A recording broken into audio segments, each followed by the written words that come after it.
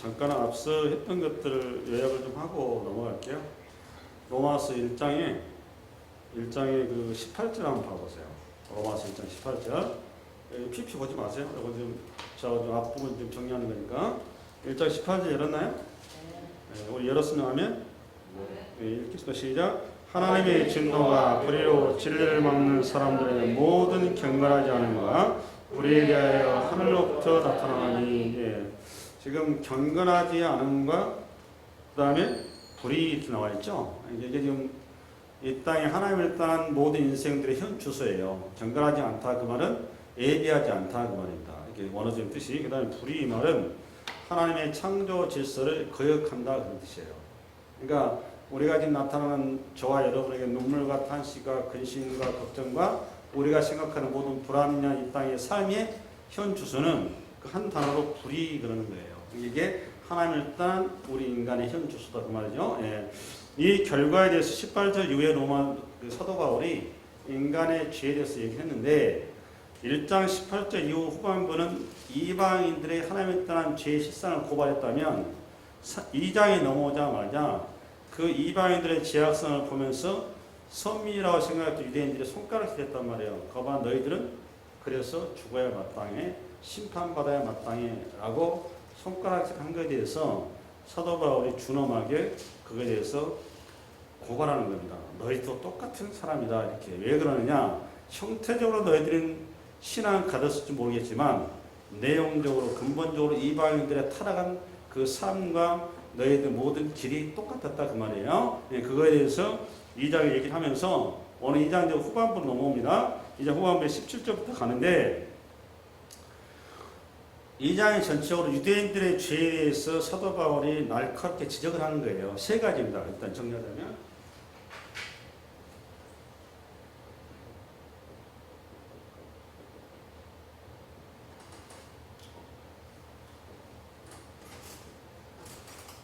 일단 굵은 잣대를 좀 가져가셔야 되는데 이 자체 선민의식, 그러니까 유대인들은 하나님부터 특정을 받았다는 거잖아요. 선민의식. 그 다음에 하나님부터 율법을 받았다는 거예요. 그 다음에 하나님부터 구원의 증거로서 할례를 받았다라는 겁니다. 이 세 가지는 굉장히 중요한 신앙의 표지예요. 표지인데 이게 이 선민의식과 율법과 할례를 받은 것 자체를 사도 바울이 고발한 게 아니에요. 선민의식 주의가 들어가고 있다는 거예요. 그러니까 이게 본질을 붙들어야 되는데 본질을 버려버리고 형식만 붙들었다 그 말이에요. 문제는 껍데기만 붙잡고서 하나님의 입장에서 보지를 못하고 사람의 입장에서 봤다 그 말이에요. 거기에서 큰 유대인들의 죄의 필착을 고발하는 건데 선민의식은 하나님부터 택함 받았다 그 말이에요. 그러니까 하나님부터 우리가 드디어 하나님과 하나가 되었다는 것 때문에 굉장히 중요한 이해인 거죠. 이건 굉장히 좋은 거죠. 구원을 받았다는 거니까. 그 다음에 율법은 하나님의 법을 받은 거니까 장차 하나님 나라의 백성으로서 어떻게 살아갈 것인가에 대한 법이니까 이건 당연히 좋은 거죠. 그 다음에 마지막으로 할례는 언약 백성에 대한 표징이란 말이에요.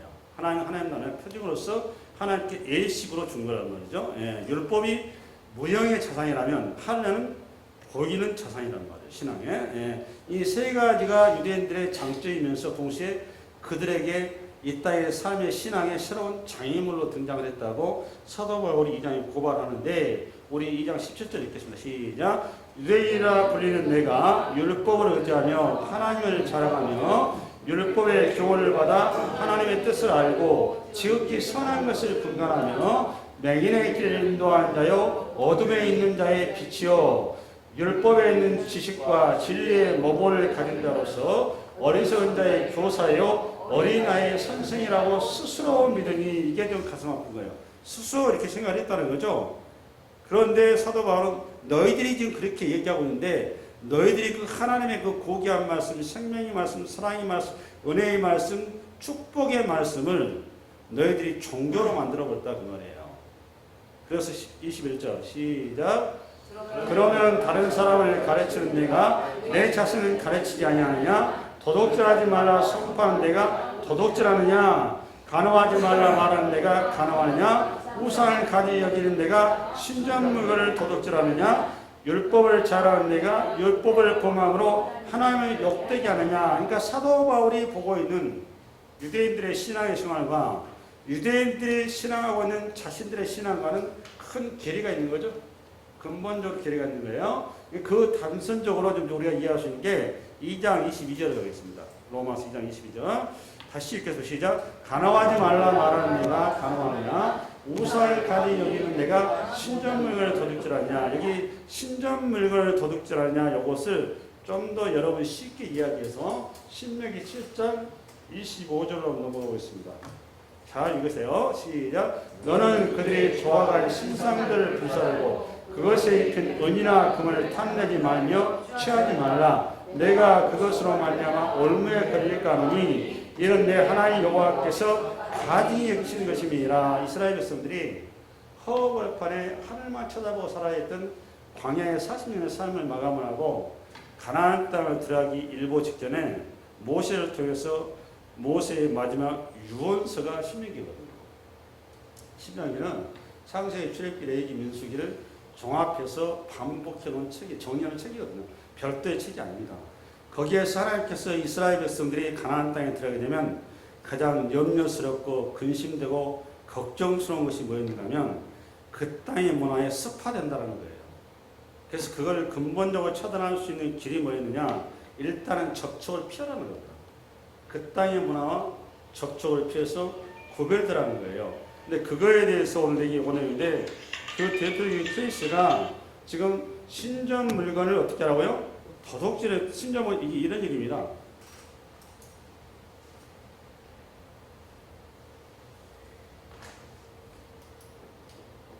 우상 신전 문화가 굉장히 자극적이에요. 근데 우리 그 기독교와 유대교는 하나님의 교는 이런 그 자극적인 내용이 아니라 우리는 말씀의 전도란 말이에요. 여기는 말 그대로 이렇게 그 가시적이고 현실적이고 화려하죠. 근데 기독교는 그런 화려한 우리 교회는 교회 내부를 이렇게 많이 치장하고 화려하게 하는 건 사실은 성서적인 게 아닙니다. 우리 예배당이랄지 우리 모이는 이런 장소는 하나님이라는 분은 형상화할 수 있는 존재가 아니에요. 그분은 우리가 생각하는 것처럼 우리 입장에서는 하나님이나 어떤 인간의 모습을 딱 형상에서 딱 모시고 있으면 뭔가 좀 근접하기도 좋고 이야기도 좋고 알아보기도 좋을 것 같은데 하나님은 형상에서 존재가 아니에요. 하나님께서 가나안 땅 이스라엘 백성을 보내는데 모두 이방 신들은 인간이 만든 거기 때문에 자신들의 이야기 좋고 편리한 쪽으로서 만들었단 말이에요. 그러니까 최대한 화려하게 놓은 거예요. 문제는 이스라엘 백성들이 이스라엘 여호와 신앙으로 이게 문화가 완전히 반대란 말이죠. 그런 가운데 말씀의 신앙의 큰 위협이 뭐였냐? 이방 신전 문화였어요. 근데 이스라엘 백성들이 거기를 기웃기거린다 그 말이에요. 신명기에서. 근데 그거를 하지 말라는 겁니다. 두 가지예요. 첫 번째, 명목은 벌어먹고 살기 위해서 이 사람들하고 거래 안 할 수 없지 않느냐 이런 거거든요. 그래서 우상의 신상이 금과 은으로 이것이 덮여있다 보니까 그것을 요걸 갖다가 금을 갖다가 이렇게 분리해서 자기가 돈벌이 하려고 그러는 겁니다. 뭐 여기까지는 뭐 이해할 수 있다 치지만 문제는 자꾸 이 문화와 접촉을 하려면 자기도 모르게 그들의 문화에 내가 습화가 된다는 거예요. 그래 하지 말라는 거예요. 두 가지. 첫 번째는 그들의 우상 문화에 내가 젖어지게 되고 두 번째는 내가 만몬에 거기에 젖어지게 된다는 거예요. 그 하지 말아라. 그 얘기를 한 겁니다. 근데 이스라엘 백성이 가나안 땅에 와가지고 그렇게 했다라는 겁니다. 오늘 지금 로마서 사도 바울이 얘기한 고발하는 그 내용이에요. 그 다음에 다시 로마서 넘어가겠습니다. 23절, 24절 읽겠습니다. 시작. 기록된 바와 같이 하나님의 이름이 너희 때문에 이방 중에서 모독을 받는도다. 내가 율법을 행하면 할례가 유익하나 만일 율법을 공하면 내 할례는 무익하냐. 잠깐만 24절을 열어보세요. 24절을 보면 우리의 그리스도인들의 삶을 통해서 그리스도인들이라고 하는 것은 우리의 삶 가운데 하나님에 대한 표적이 우리의 삶 속에 드러나는 건데 우리의 삶의 노적이 어떠냐에 따라서 하나님께서 영광이 되기도 하고 저주가 되기도 하는 거예요. 자식이 어떤 행동거지를 하냐에 따라서 그 부모의 얼굴에 칼라풀칠하기도 하고 거기에 저주가 임하기도 한단 말이에요. 자식은 부모의 하나의 아이콘이란 말이에요. 그렇죠? 마찬가지로 더더군다나 우리 믿는 하나님은 보이는 하나님이 아니란 말이에요.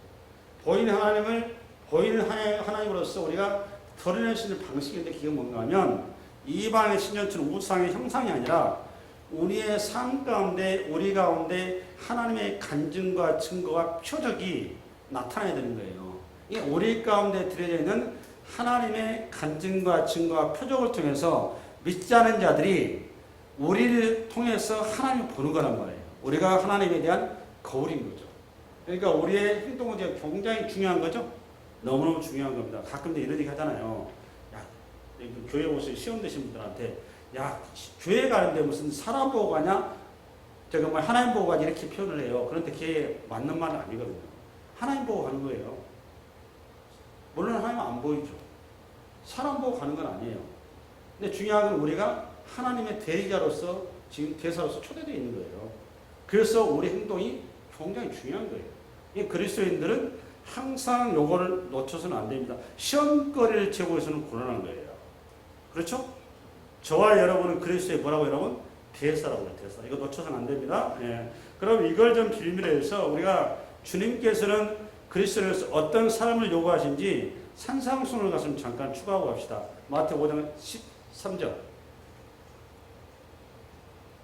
시작. 너희는 세상의 소금이니 소금이 만일 그 맛을 잃으면 무엇으로 짜게 하리요? 후에는 아무 쓸데없어 다만 밖에 버려져 사람에게 밟힐 뿐이니라. 여기까지 한번 할까요?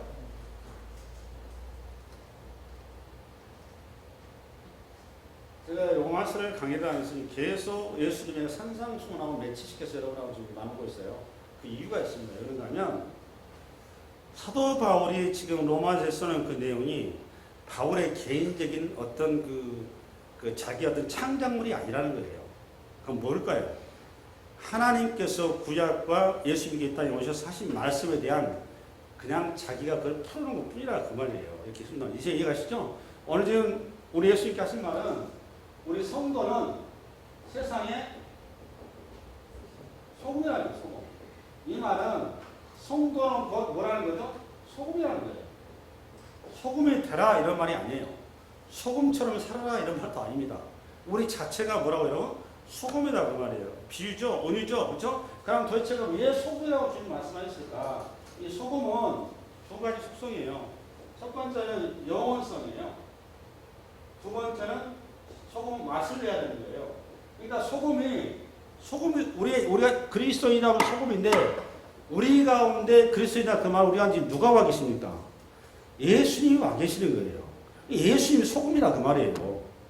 우리가 소금이다 그 말은. 아멘? 그러면 그 예수님의 속성이 소금에서 뭘까? 영원성의 수를 중요한 거는 소금은 썩지 않는다는 겁니다. 뭐 하지 않는다? 썩지 않는다. 부패되지 않는다 그 말이에요. 인간은 창세기에서 우리가 봤던 타락 이후에 세상은 죽음을 향해서 가는 거거든요. 죽음의 그 첫 단추가 부패예요. 우리는 시간이 부패였고 삶이 부패였고 모든 게 부패해서 우리 안수님 아침에 오전에 설교하시는데 정년 퇴임 앞두시고 뒤돌아보니까 남은 게 없죠. 허무하죠. 인생이 이렇게 허무한 거예요. 왜 그럴까요? 시간이 우리는 이미 시간 속에 갇혀 있어서 그래요. 시간이 영원하고 우리의 모든 것이 영원하면 우리가 그럴 일 하나도 없는 거예요. 맞죠? 우리의 인생 자체가 죄 아래 갇혀 있어서 우리는 태어난 순간부터 죽음을 향해서 가고 있는 거예요. 그러니까 우리는 이미 그때부터 부패가 시작이 된 거예요. 근데 예수만 유일하게 영원하신 거란 말이에요. 부패하는 분이 아니에요. 그거를 우리가 지금 우리 안에 안고 있단 말이에요. 표면적으로는 똑같이 세상 사람처럼 우리 부패해가지만 저와 여러분은 영원한 존재입니다. 예수를 만나는 순간 우리는 영원한 존재로 바뀝니다. 아멘. 그래서 우리의 목적지는 이 땅이 아니에요. 우리의 목적지 어딜까요? 하나님 나라는 겁니다. 할렐루야. 그래서 너희는 소금이다. 이 소금이 그래서 갖는 이 영원성 때문에 구약에는 언약을 많이 맺습니다. 소금을 걸고 소금이 언약이라고 해요. 그게 민수기 18장 19절 한번 찾아볼까요? 이스라엘 자손이 여호와께 거제로 드리는 모든 성들은 내가 영구한 몫의 음식으로 너와 내 자녀에게 주노니 이는 여호와 앞에 너와 내 후손에게 영원한 소금 언약이라. 영원한 언약 나왔죠? 하나만 더 하겠습니다. 마가복음 9장 50절하고 해보겠습니다. 신약으로 넘어가서 시작. 소금은 좋은 것이로되 만일 소금이 그 맛을 잃으면 무엇으로 이를 짜게 하리요. 너희 속에 소금을 두고 서로 화목하라 하십니다. 여기 소금을 두고 화목하래요. 이거는 언약 관계인 거죠. 소금이 맛을 잃었다. 이거는 소금의 언약을 얘기하는 거예요. 마가복음 5장 50절에. 그러면 영원해요. 소금은 뭐한 것이다? 영원한 것이다. 포폐하지 않는 것이다. 썩어가는 세상 가운데 너희는 썩지 않은 존재로 부름받았다 그 말이에요. 두 번째 우리 소금으로 받은 두 번째 우리는 맛으로 부름받았는데 이 골로새 4장 6절 한번 읽겠습니다. 골로새 4장 6절 시작. 너희 말을 항상 은혜의 가운데서 소금으로 맛을 낸 것 같이 하라. 그리하면 각 사람에게 마땅히 대답할 것을 알리라. 굉장히 말씀 좋죠. 우리의 언어가 뭐가 돼야 된다는 겁니까? 소금이 돼야 된다는 겁니다. 여기 언어가 소금이라는 이 말은 무슨 말일까요? 우리의 언어가 그리스도인들의 언어가 세상 가운데 살리는 언어가 돼야 된다는 말이에요. 사랑의 언어가 돼야 되고 생명의 언어가 돼야 되고 내 언어를 통해서 공동체가 하나가 되는 언어가 돼야 된다 그 말이에요. 우리 그리스도인들 위해서 소금 같은 존재가 되어서 우리가 가는 곳에 이 보라와 짜증과 이 아픔 많은 세상 가운데 우리 그리스도인들이 가는 곳마다 그곳에 마치 소금이 맛을 낸 같이 우리를 통하여서 그곳에 새로운 생기가 나오고 활력이 나오고 사람의 의욕이 나오고 동기가 나오게 해야 된다 그 말이에요. 그게 소금이 갖는 중요한 메시지입니다. 그리스도인들은 이 땅에 뭘로 부름받았다고 여러분? 소금으로 부름받았다는 겁니다. 두 번째 우리 마태복음 5장 14절 가겠습니다.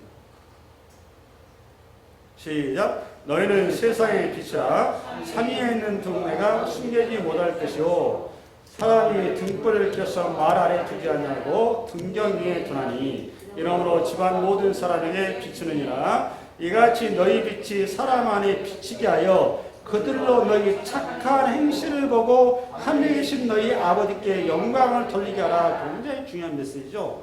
우리는 기본적으로 두 번째 성도는 이 땅에 뭘로 부름받았습니까? 빛으로 부름받았어요. 빛으로. 그러면 세상의 빛이라는 말은 세상이 뭐라는 거죠? 세상 어둠이라는 거예요. 물론 존재론적인 자연과학 상태에서는 태양이 있고 저녁에는 달이 있으니까 빛이지만 물리적으로는 빛일지 모르겠지만 영적으로는 어둠이다 그 말이에요. 이 땅에는 죄 아래에 갇혀 있어서 죄의 어둠에 꽉 차 있단 말이에요. 여기에서 우리가 예수 그리스도라는 의의 빛으로 서 있어야 된다 그 말이에요. 의의 빛으로. 그럼 구체적으로 어떤 빛이느냐? 에베소 5장 9절 한번 열어보란가? 에베소 5장 9절 시작. 빛의 열매는 모든 착함과 의로움과 진실함이 있느니라. 다시 한번 읽을까요? 시작. 빛의 열매는 모든 착함과 의로움과 진실함이 있느니라. 그러니까 그리스도인은 빛으로 부름받는데 이 빛의 열매가 뭐예요? 모든 착함과 의로움과 진실함이라는 말입니다.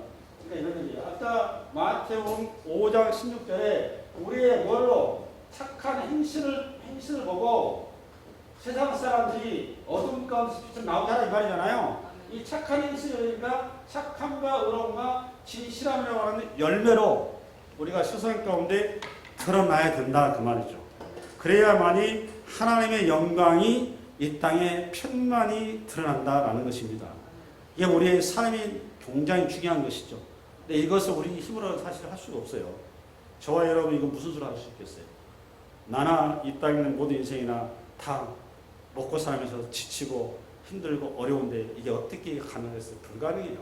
가능한 방식이 딱 한 가지가 있습니다. 그게 뭘까요? 성령의 권능을 받으셔야 됩니다. 그래서 우리가 이 땅에 살려면 우리에게 우리 주님께서 올라가시면서 보혜사 성령을 보내줄 테니 성령을 기다리라고 말해요.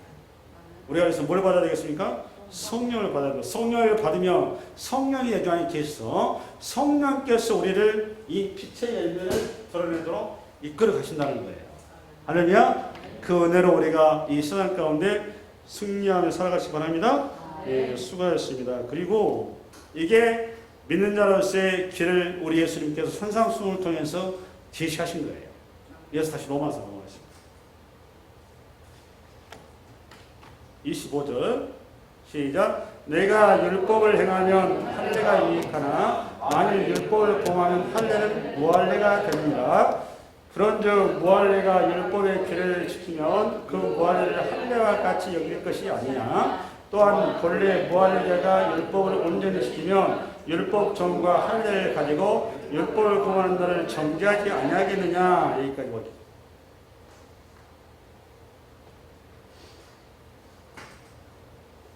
조금 전에는 율법에 성식만 붙들고 있다 보니까 세상의 소금과 빛으로서의 이 내용을 이거를 빼버리고 살다 보니까 세상을 하면서 손가락질하고 정죄하고 비판하고 세상이 유대인들하고 차별만 이뤘단 말이에요. 그걸 지금 지적한 거라면 오늘은 여자에서는 율법 그 다음에 나오는 게 할례란 말이거든요. 할례가 유대인들한테 어떻게 적용되거든요 하는데 할례는 율법의 무형의 하나님의 말씀이 보이는 율법으로 나타난 게 할례예요. 할례라는 건 할례의 유래가 이런 건데 창세기 12장에 하나님께서 아브라함 부르시잖아요. 갈대아고 우르지방에서 불러서 두 가지 약속을 하세요. 언약을 맺는데 그게 자손과 기업입니다.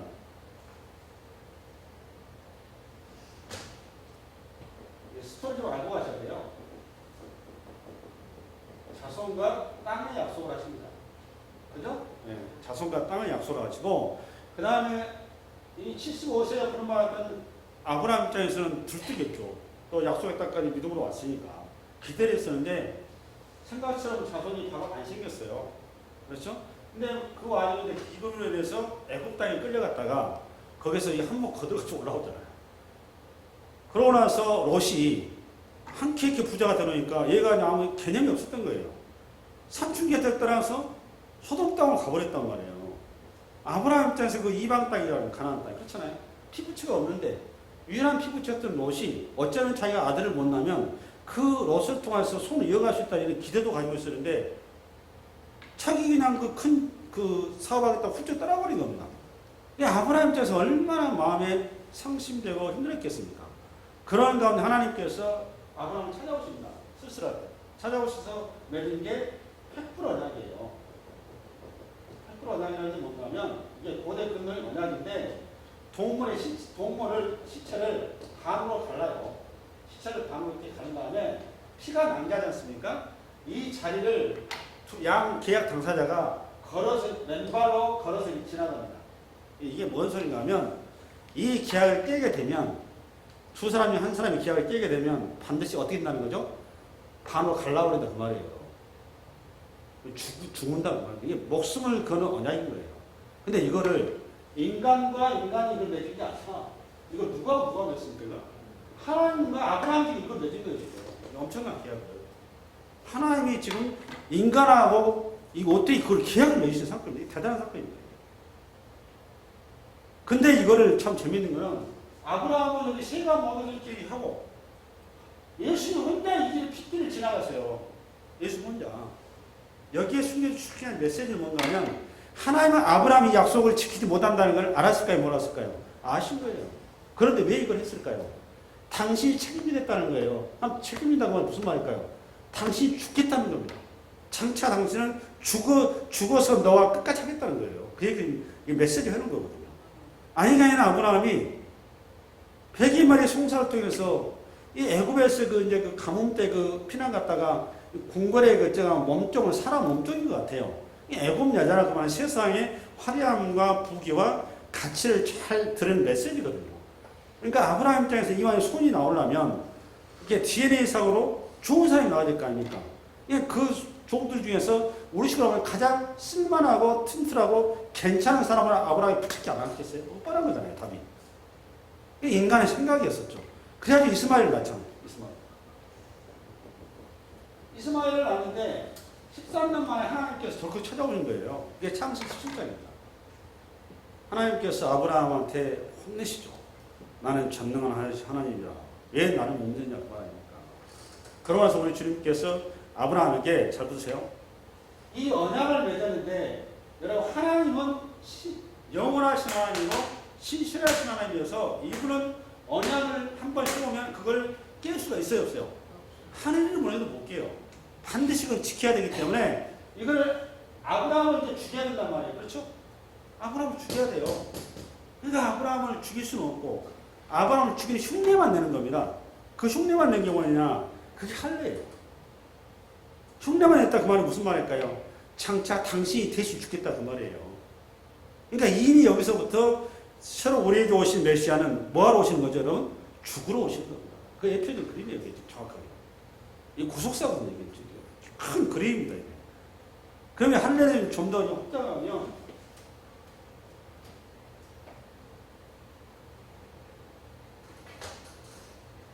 생식기를 이제 소위 말하는 잘라내는 거잖아요. 이 그 말은 생식 잘라내는 영혼의 생명이거든요. 이 생명이 죽었다 그 말이에요. 잘라낸다 그 말. 그러면 누가 죽은 거지 지금? 아브라함이 껍데기는 살아있으나 내용적으로는 죽은 거란 말이에요. 그래서 아브라함을 통해서 1년 만에 누가 나오죠? 이삭이 나오죠? 이 이삭을 성경 뭐라고 써놨느냐? 아브라함의 자손이라고 쓰지 않아요. 뭐라고 쓰죠? 약속의 자손이라고 쓰는 겁니다. 그래서 뭐라고 썼다고 여러분? 약속의 자손 그러는 거예요. 그 말은 하나님께서 하셨다 그 말이에요. 태어날 수 없는 자식을 하나님께서 부활시켰다 그 말이에요. 그래서 이스마엘은 육신의 자녀, 이삭은 약속의 자녀 그런 겁니다. 이걸 그대로 체험을 해서 사도 바울이 계시의 눈이 열리니까 골로새서에 세례하고 자연스럽게 연결시킨 거예요. 이게 골로새서 2장입니다. 11절. 이거 잘 읽으세요. 요거 골로새 2장 10절 시작. 또 그 안에서 너희가 손으로 하지 아니한 할례를 받았으니 곧 육의 몸을 벗은 거. 잠깐, 육의 몸을 벗었다 그 말은 죽었다 그 말이에요. 누가 죽었습니까? 예수님이. 이어서 그리스도의 할례냐. 그리스도께서 십자가에 죽어서 그 할례를 완성했다 그 말이에요. 이게. 이해하셨습니까? 예. 12절 시작. 너희가 세례로 그리스도와 함께 장사. 그렇습니다. 우리가 믿는 우리는 2000년한 긴 텀을 가지고 있지만 예수님과 함께 십자가에서 죽은 거예요. 구약으로 하면 세례를 한 겁니다. 그 할례를 한 겁니다. 그 얘기를 한 거예요. 너희가 세례로 그리스도와 함께 장사되고 또 죽은 자들 가운데서 그를 일으키신 하나님의 역사를 믿음으로 말미암아 그 안에서 함께 일으키시는 받았느냐. 행위로가 아니라 뭘로? 믿음으로. 구약에 그러니까 할례가 신약이 뭐예요 여러분? 세례인 거죠. 아멘? 예. 이 가치와 이 의미, 그러니까 할례가 하는 의미가 뭐였을까 딱 보니까. 유대인들이 할례가 뭘 집었어야 되는 거죠? 자신들의 죄가 얼마나 붉은지를 봤어야 되는 거예요. 할례가 왜 죽어야 되었는지, 아브라함 조상이 왜 죽는 흉내를 냈어야 되는지 의미를 붙들었어야 되는데 할례라고 하는 껍데기만 붙들고 있었다 그 말이에요. 이게 그걸 잘하는 거예요. 우리는 이런 사람, 자기중심적으로 생각했다 그 말이에요. 그걸 고발한 거라고요. 아멘? 예, 이어서 다시 넘어가겠습니다. 넘어가서 27절, 28절 시작. 28절 시작. 무릇 표면적 유대인이 아니요 표면적 육신의 할례가 아니니라. 오직 이면적 유대인이며 할례는 마음에 알지니 영에 있고 율법 저번에 있지 아니한 것이라. 그 칭찬이 사람에게서가 아니라 다만 하나님에게서니라. 오늘 마무리인데 이 본문을 가지고 저하고 오늘 그 주제 성경 오늘 그 메시지의 주제가 이 본문에 사실 압축이 되어 있어요. 이걸 좀 잘 풀어드릴 테니까 마무리 잘 합시다.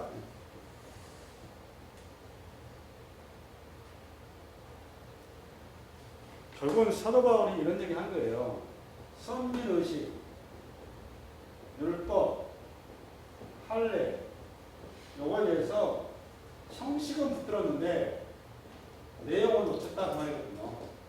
핵심은. 왜 그러냐면 이것이 주의가 되어버렸기 때문에 선민의식주의, 할례주의, 율법주의가 되어버렸다 그 말이거든요.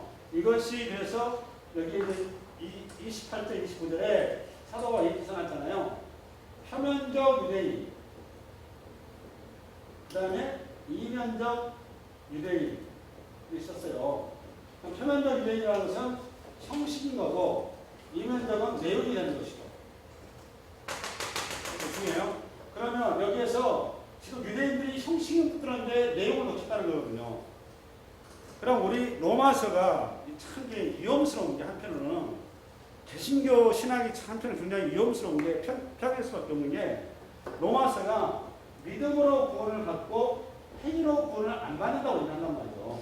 맞죠? 이거 맞는 말이에요. 그 다음에 은혜로 구원을 받지 율법으로 우리가 구원받는 게 아니라 이렇게 가르친단 말이에요. 맞죠?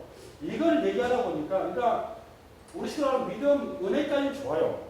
또 진도 좋고 그러니까 백반강제도 부족함이 없어요.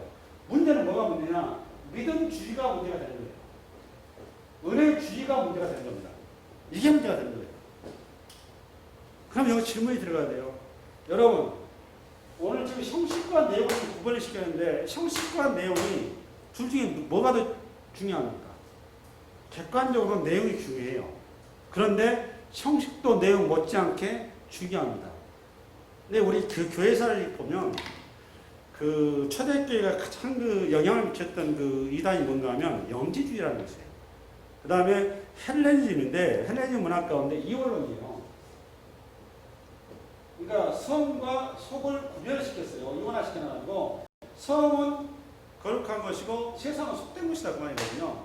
이런 이해를 육체는 더럽고 영은 신령한 것이다. 이런 이해를 확정이 되면서 이 연장선으로 나는 보고 있습니다. 개인적으로. 우리가 그 신앙생활에 있어서 형식과 내용 가운데 내용은 기독교가 잘 붙들었어요. 그런데 형식을 놓쳤단 말이에요. 이거 다시 한번 정리해주면 이런 거예요.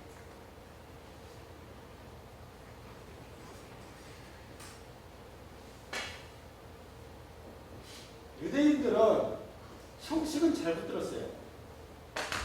근데 기독교는 믿음의 종교가 믿음과 은혜를 얘기하면서 내용은 잘 붙들었습니다. 내용.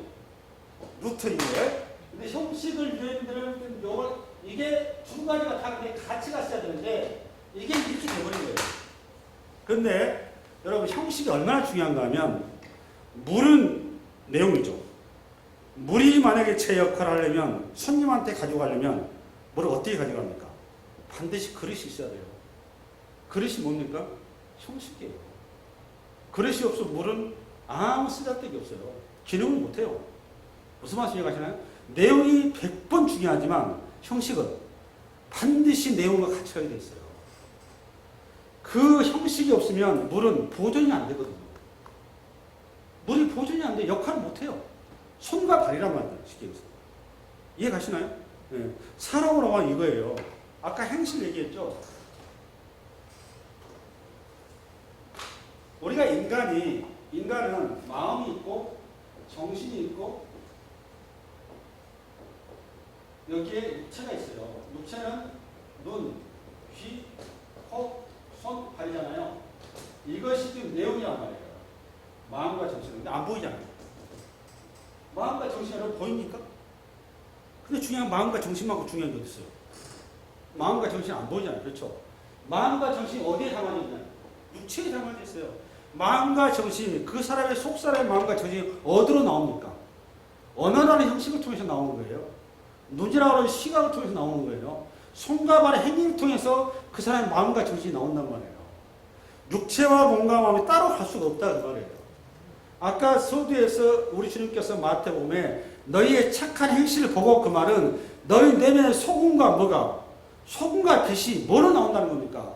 우리의 행실과 손과 발과 언어와 눈과 귀를 통해서 그게 나온다는 거예요. 행위가 얼마나 중요합니까? 이걸 놓쳤어요. 기독교가.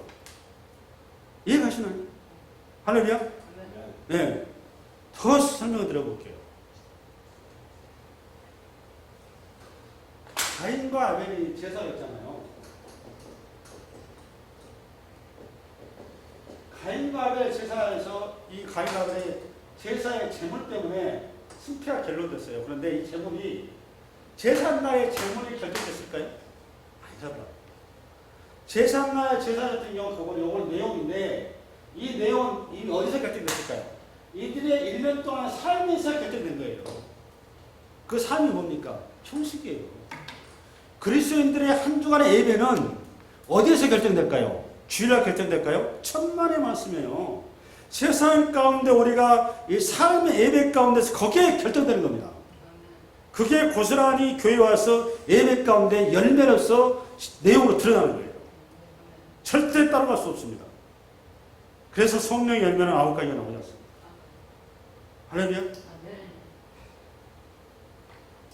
혈루병 여인이, 바로 혈루병 여인이 주님의 옷자락만 만져도 치료 안 받는다고 생각을 했단 말이에요. 그럼 봐보세요. 이걸 잘못 이해해가지고, 아, 예수님의 옷이 치료의 능력이 있나 보다. 이렇게 생각할 수가 있단 말이에요. 여러분, 예수님의 옷이 치료 능력 아무것도 없어요. 근데 그런 식으로 잘못 이해를 하는 분들이 의외로 많아요. 모세의 지팡이가 능력이 있는 게 아니에요. 모세의 지팡이는 홍해를 갈랐어요. 그죠? 그럼 모세의 지팡이가 갈랐을까요? 아니란 말이에요. 지팡이라는 행위를 통해서, 형식을 통해서 그 속에 모세의 신앙 고백이 담긴 거잖아요. 하나님에 대한, 맞죠? 그 신앙 고백이, 내용이 지팡이라는 형식을 통해서 드러나서 홍해가 갈라진 거란 말이에요. 사르밧 과부한테 여러분, 그냥 우리 지금 엘리야 선지자 가서 기름과 이 떡을 이렇게 주면 안 됩니까? 꼭 사르밧 과부한테 뭐라고 요구합니까? 너 밥 해가지고 한 끼 남은 밥을 나한테 가져래요. 여러분과 하겠습니까? 그 사르밧 과부가 순종을 합니다. 그러면 여러분, 그 사르밧 과부의 그 떡을 해서 그 한 밥상 한 것이, 그것이 그 지금 밀가루 풍성하게 만들었을까요? 아니란 말이에요. 그거는 하나님의 말씀에 대한 순종의 고백이 그 행위 속에 드러난 거란 말이에요. 나만 장군이 요단강에서 7번 들어갔다 나온 것은 그건 자기 신앙의 고백을 담아서 행한 거란 말이에요. 할렐루야? 아멘? 그래서 내용과 본질은 같다 틀리다 같이 가는 겁니다. 신앙인의 그 신앙의 열매는, 그 삶은, 모든 것은 행위를 통해서 내면에 있는 것이 그대로 드러나는 거예요. 그렇기 때문에 신앙이 우리는 모든 것은 너무너무 중요한 겁니다. 한 주간의 우리의 삶이라고 하는 형식의 예배를 통해서 주일날 재단에서 내용 예배가 완성이 된다는 걸 명심하여 주십시오. 더 중요한 게 있습니다. 우리 삶의 현장에서 그 우리 행실이 하나님과 동의했던 그 형식의 예배가 수많은 사람들에게 하나님을 비춰 보이고 드러내고 하나님을 나타내는 은혜의 통로라는 사실을 놓쳐서는 안 됩니다. 그래서 우리는 일생 자체가 그래서 예배인 겁니다. 할렐루야. 그 예배로 순종하는 은혜가 있기를 주의 이름으로 축원합니다. 수고하셨습니다.